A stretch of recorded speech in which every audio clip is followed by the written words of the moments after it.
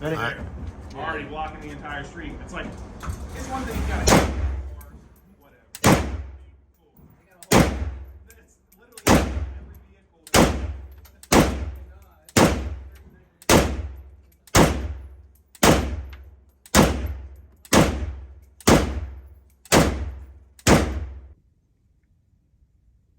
Hey guys, welcome back to another video. It has been quite some time since I've last actually uploaded anything. One of the reasons I would explain that is I've just been kind of busy. I've been shooting quite a lot actually recently. I go shooting pretty much every single Thursday, and I shoot way too many rounds, to be honest with you guys, but I have gotten quite a bit of new guns since then, and I still have a ton of guns I can make videos on.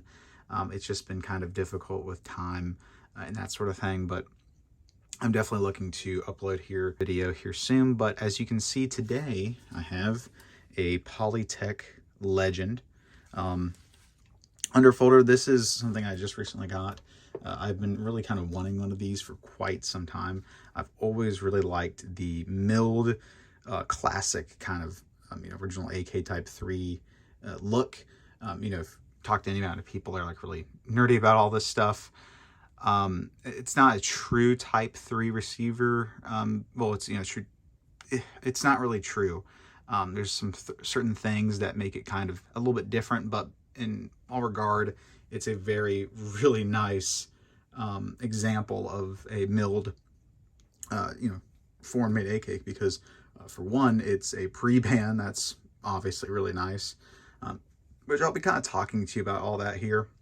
But first, I kind of wanted to just kind of go over the gun, give you a little bit of background about what it exactly is, and kind of go from there. So without further ado, I'm going to go ahead and kind of zoom you guys in.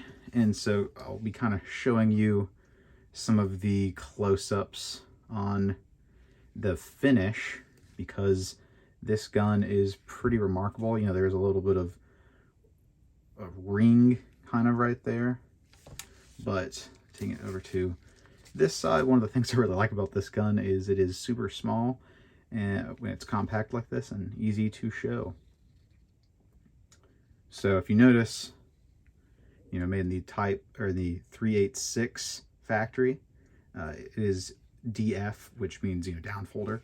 Let me go ahead and pop the stock for you guys real quick. So one thing I will say about these stocks is, especially when they're kind of unused, they are a little bit stiff when you first get them. Like for example, right here really wants to bind up. So if you kind of snap it, you'll hear that snap, and then it locks into place. And then one thing that this doesn't have is there's no detent for the actual butt pad. It just kind of is held by tension, essentially. Well, not with tension, but just being pushed against your body. So, 386 DF, AK47S, 7.62x39, semi-auto, Kang's Firearms, or whatever the abbreviation is, Atlanta, Georgia, made in China, and then Polytechnologies, and you can barely just see the rest of it for the underfolding mechanism. So, a really great example of one of these. The bluing is in excellent condition. From what I can tell, it was probably unfired. A lot of people claim that with these. So let me go ahead and just show you real quick. It is an original. Actually, it's a P marked. I forgot they did that. They P marked these for Russian P. That's kind of unique. I thought it was D for some reason. But, one of the things that's really nice about Chinese guns is the blowing is usually pretty good on them. And from what you hear and see a lot about these, it seems like people just didn't really shoot these for some reason. You see a lot of them that are at least claimed to be essentially unfired. And this one kind of looks like it originally had been fired all that much. There's a little bit of wear here and there. This little mark is from the underfolder. But the wood is in excellent condition. The pistol grip is in okay condition. A little bit of wear and scuffing on the checkering, but beyond that, pretty good. Let me go ahead and flip it over and kind of show you guys a little bit about the history about this. So if you don't know a whole lot, one of the things about the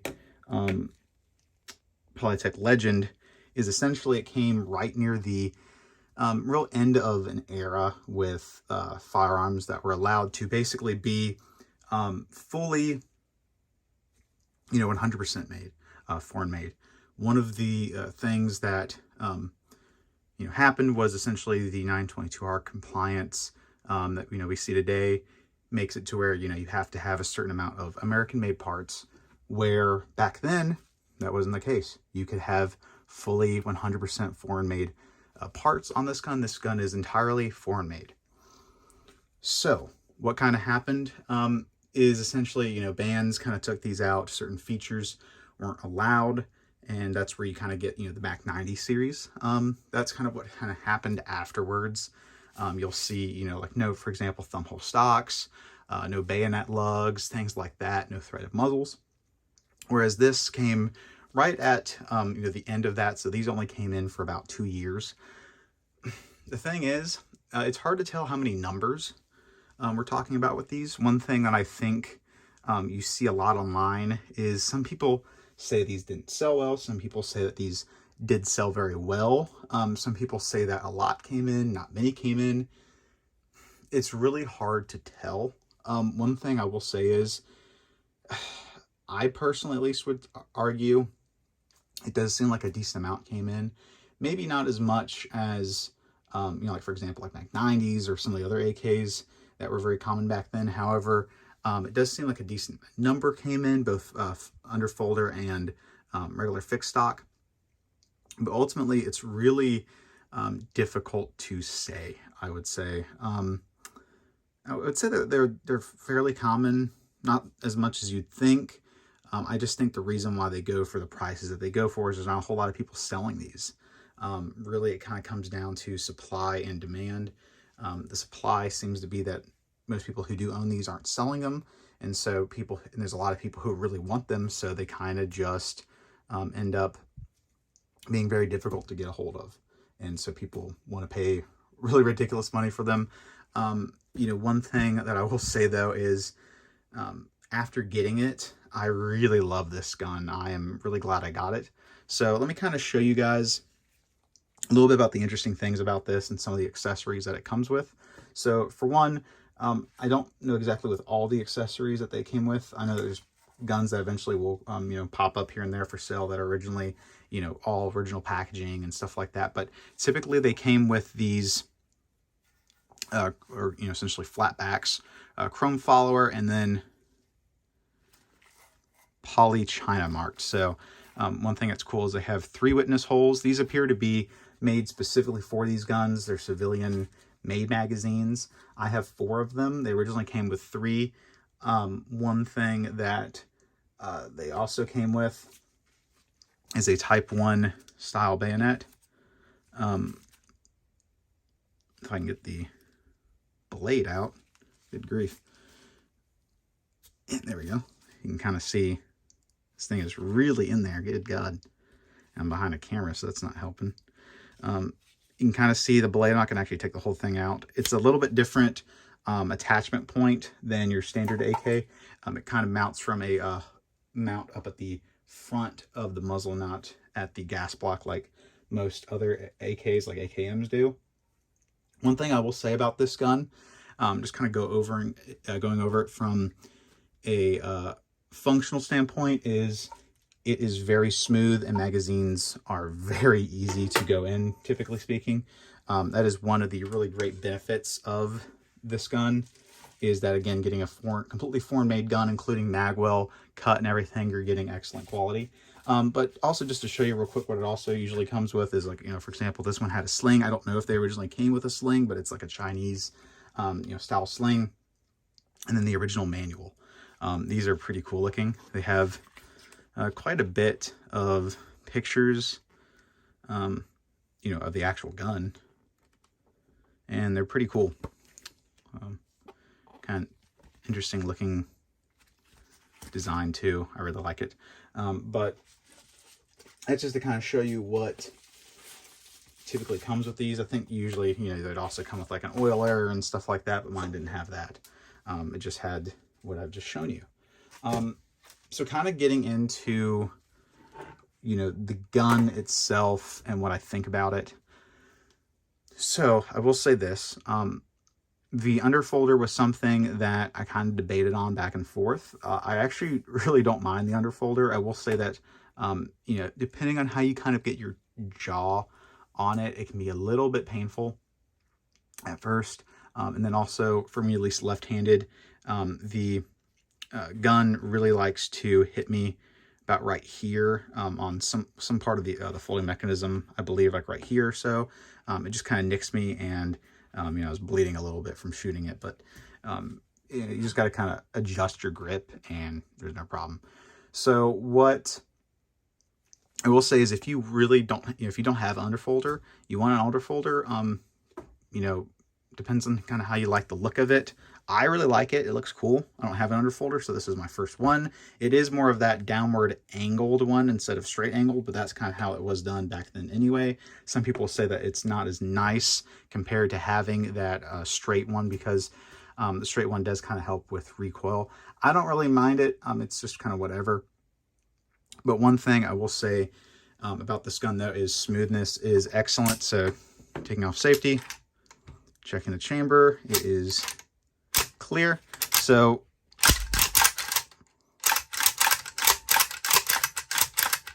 it is pretty smooth. You know, it's very smooth compared to a standard stamped AK receiver, because, you know, this is a fully milled single block of steel compared to a stamped sheet metal with rivets holding in the major components. You are getting the actual rails for the bolt to slide on actually milled into the receiver, so that is very nice. One thing I will say is it's not as smooth as a Galil Ace. A Galil Ace is like glass. This is kind of in between a stamped receiver and a Galil Ace. Some people might get really angry at that because they're like, no, this is perfect. Trust me, the Galil Ace is immaculate. It is so much better than this, shockingly. Well, not really shockingly, but still, you know what I mean.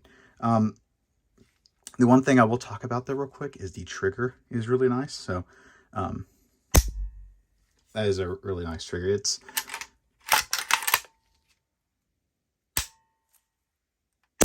pretty good. Let me try to get the actual trigger in.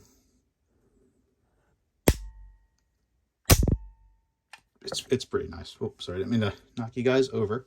But one thing I will have to say about the trigger is it does seem like it has a little bit of trigger slap here and there. Nothing crazy, but I did notice it kind of hurt my trigger finger a few times when I was shooting it. I felt kind of a little bit of a slap, nothing crazy. Safety, pretty nice.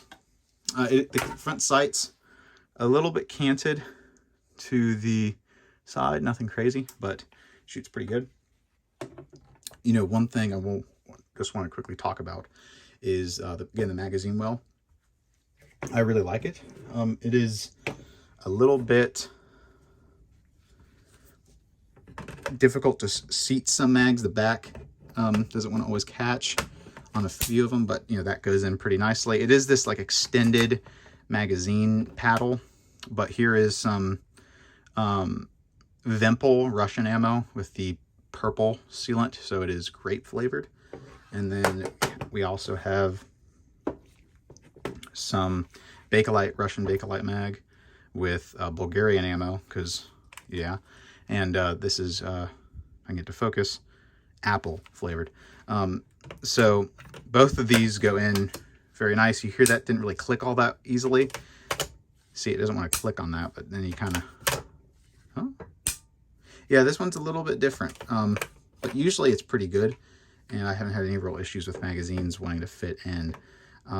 One thing I will say, though, about this ammo is it hasn't happened. So I've shot Vempel, Tula, and then this Arsenal Bulgarian stuff.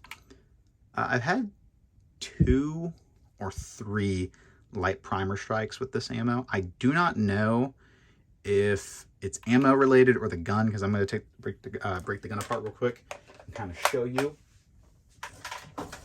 what it looks like on the inside real quick. So, because it is a little bit different and kind of cool. So just to make sure I didn't load a round in there. Nope, we're good. So let me go ahead and take it apart. It is, you take it apart like any AK. Oh, real quick before I do,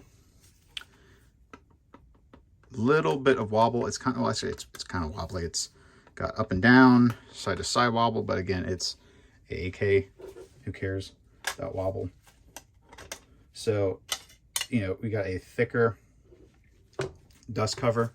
You know, the thicker non-ribbed dust cover. I like the look of these. I think they're cool.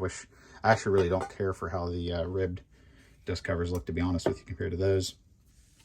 We have a like standard Liar recoil spring instead of the telescoping one, which I heard, actually I didn't know this, that the originals were supposedly telescoping. I did not know that. Bolt carrier and bolt. So I did put some like lubricant on this. Let me zoom you guys in and get some focus on this. You know, standard, nothing crazy, full focus. So this is spring loaded. One thing I will say is if you have a Bulgarian rifle with a spring loaded, this is really not that difficult. So here, if you're used to the Bulgarian guns, the spring on those is very stiff. This is just barely springy. Like it's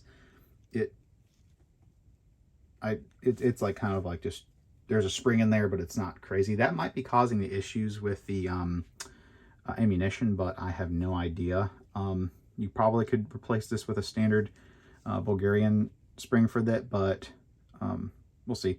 But the bolt looks fine, nothing crazy, nothing different. Bolt carrier has, it doesn't have any lightning cut right here. This is dirty. I've shot, gosh, probably like almost 1,000 rounds through it at this point already. But chrome lined piston. They put the carriers in the white. They chemically treat them. That's just kind of how they are. But it does have piston wobble, which is what you want. You want at least a little bit, and it's pretty good. But kind of going into the receiver, this has that case hardened, very cool looking red kind of colored hammer. Let me kind of see it. It's like this really cool like fire red kind of color with like different colors in there. You can see like some of the yellow and stuff. But the inside of the receiver is beautifully machined.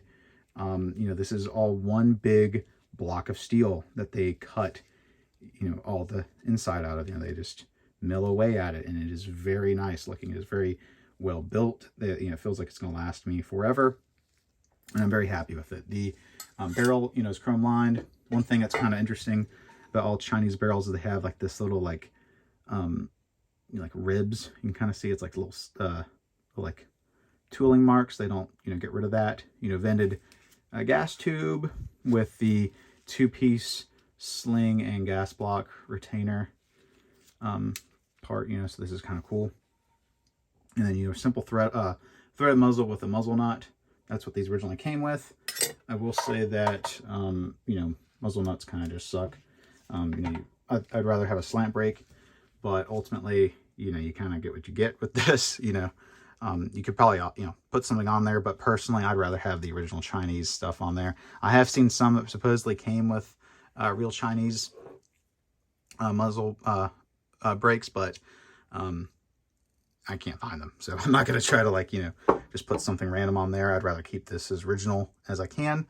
But that's really it.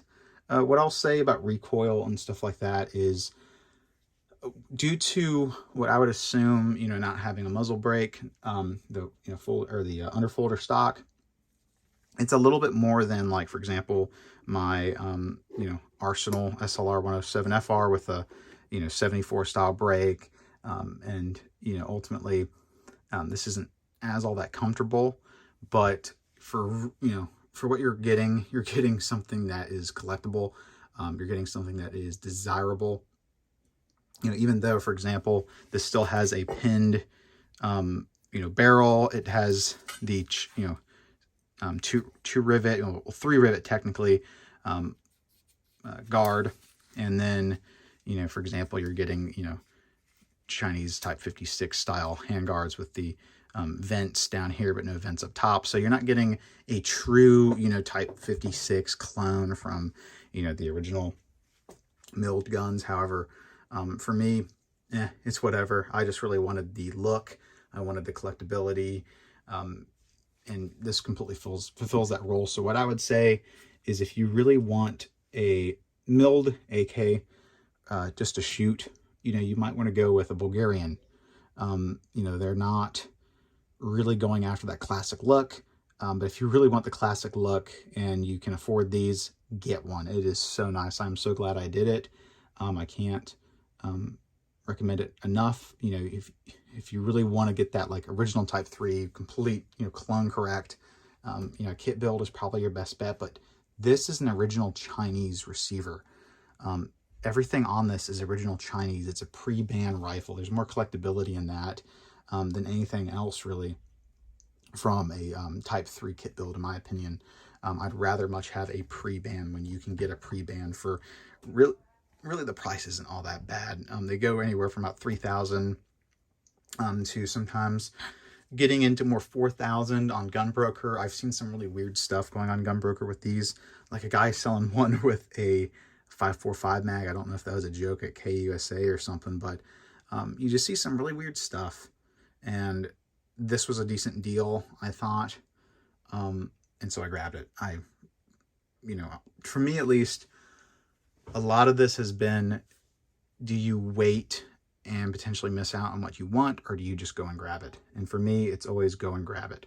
I really like the look of this gun. I think putting a, you know, Bakelite in here looks really nice, even though there's nothing else. The Bakelite, this is my favorite Bakelite, and it looks so good. The stamps on it and everything, it's just super clean look. But, you know, I would recommend, if you really want a gun that, you know, you can obviously shoot a decent bit and not really worry, go ahead and get one of these. I mean, it's not, you know, you're not going to ruin the gun by shooting it. You know, some people probably wouldn't want to shoot a gun, especially if it's never been shot before. But for me, I don't care about that. It's whatever to me. But ultimately, I got to say, I am very happy I got this. I would recommend, if you have the chance to grab one, get it while you can. And while they're really, in my opinion, still a decent price, I'm not going to complain. So, you know, if you guys want to see anything in particular from my collection, you know, I haven't really shown you guys all the stuff I have. I might make a video on something like one of my Mausers or the M1 Garand, and maybe some handguns here, but that's really it for this video. Let me know if you guys have any questions about one of these, you know, especially if you are looking to buy one, you know, if there's any questions you might have or anything like that. But yeah, this is the end of the video. If you guys liked it, please, you know, like, share, subscribe. If you would like to potentially see anything else within this gun, just let me know, and I will consider it and try to make a video about it. So see you guys in the next video.